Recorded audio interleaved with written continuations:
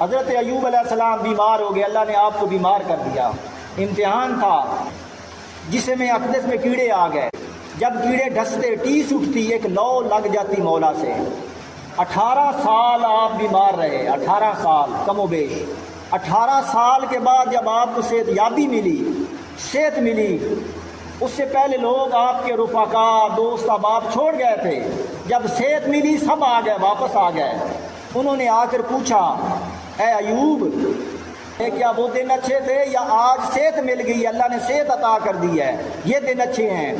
آپ نے فرمایا کہ صحت اللہ کی نعمت ہے، صحت اللہ کی نعمت ہے، مگر جو لذت اس وقت ملتی تھی تو میرا باری تعالیٰ، میرا مولا میرے قریب آتا اور قریب آ کے مجھ سے پوچھنا ہے، میرے بندے ایوب، اے میرے بندے ایوب، کیا زیادہ تکلیف تو نہیں ہے؟ تو جب سے صحت یاب ہوا ہوں اس کا آنا جانا چھوٹ گیا ہے۔